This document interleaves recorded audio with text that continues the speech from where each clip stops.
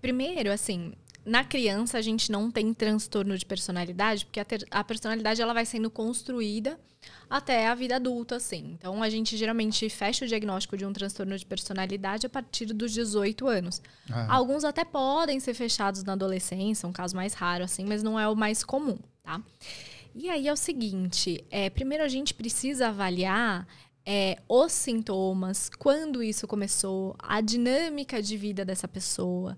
Porque os transtornos de personalidade, eles, dependendo, até tem uma questão genética que vai influenciar, mas a gente faz toda uma investigação do ambiente dessa pessoa, da estrutura, porque tudo isso tem relação com a formação da personalidade dessa pessoa.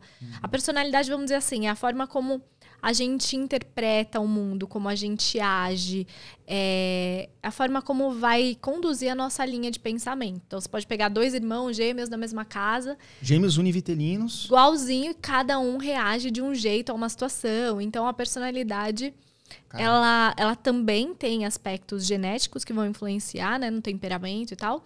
Mas é muito do ambiente também, questões psicossociais. Então, quando a gente vai avaliar no consultório, a gente precisa diferenciar tudo isso, né? Existem aplicações de testes específicos para uma coisa e outra. E a pessoa pode ter um transtorno de personalidade e também ter TDAH. Então uma coisa não invalida a outra. Existe uma comorbidade aí, né? Exatamente. Então, pode acontecer. Por isso que a avaliação precisa ser feita bem direitinho, né? Porque... E o transtorno de personalidade... quais são as características mais marcantes que você observa assim, em consultório? Depende, a gente tem vários tipos de transtorno de personalidade. Inclusive, o antissocial, que é do psicopata, é um dos tipos, né? É um tipo que é muito confundido assim, com o TDAH, é o borderline. Tá? É o que mais é confundido, assim. Por quê? Porque tem uma impulsividade, dificuldade de autorregulação das emoções, né? A baixa tolerância à frustração, também às vezes a dificuldade de organização, mas principalmente por causa desses pensamentos dessa pessoa. Mas a gente tem uma diferença.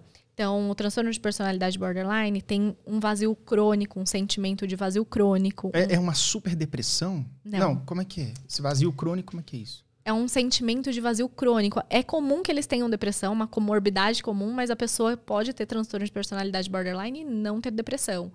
É um sentimento de vazio crônico. Tudo que você faz na vida parece que nunca preenche, sabe? Nada tá suficiente, Não, isso? parece que tá sempre faltando alguma coisa, que você nunca tá bem o suficiente. Caramba! Sim. E o que é mais marcante é um medo enorme da rejeição, de abandono ou de ser rejeitado. Só que qual é a pegadinha? Muitas vezes a estrutura do TDAH faz com que ele tenha vivências que levem ao medo grande de rejeição, a um sentimento de vazio. Então a gente precisa fazer uma avaliação muito bem feita para diferenciar o que é o que, ou até se são os dois quadros em comorbidade. Combinados, né? Isso. Nossa, o que eu acho interessante nisso... Bom, o borderline, ele aparece na infância e adolescência ou só na fase adulta também? Não, ele vai aparecer ali na adolescência para a fase adulta, mas geralmente na infância ele já... Mas o transtorno de personalidade ele é fechado ali no final da adolescência para o começo, no início da idade adulta.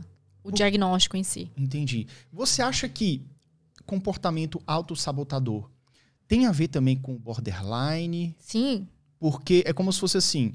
Na hora que as coisas estão dando certo, ele pensa assim, tá dando certo demais. Aí o cara vai lá e... Sei lá, o cara foi admitido numa empresa top que ele queria, mas ele acha, isso tá errado, eu tenho que fracassar. O cara vai lá e faz uma merda no dia seguinte, assim. O que você acha? Rola isso? Sim, só que isso não é consciente. Não é tipo, tô dando certo demais, vou ferrar com tudo aqui. Não é consciente.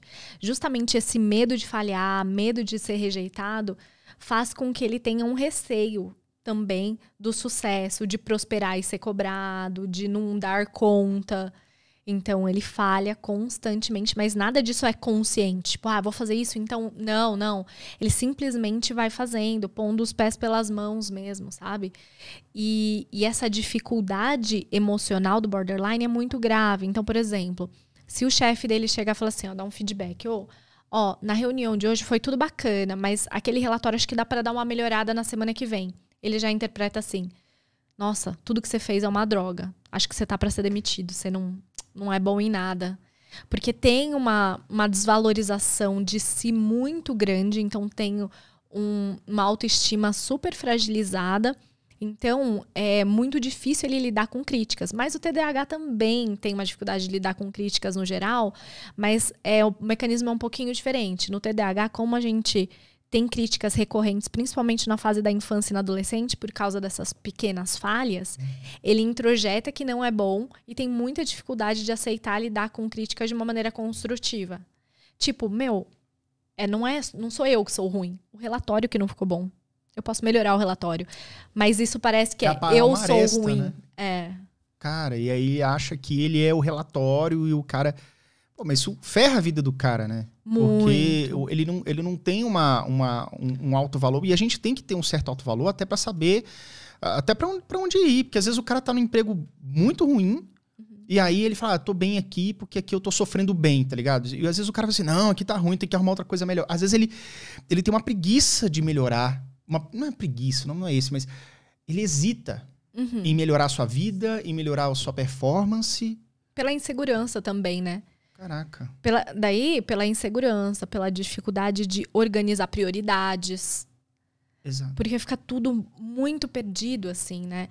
E daí no borderline, por exemplo, a gente tem uma oscilação grande de humor, explosões de raiva, às vezes. Então a pessoa fala um negócio assim, você já reage gritando, brigando. Então isso dificulta muito os relacionamentos no trabalho, na vida social. Então, transtornos de personalidade no geral, eles causam um sofrimento, um prejuízo significativo para a vida da pessoa. Entendi.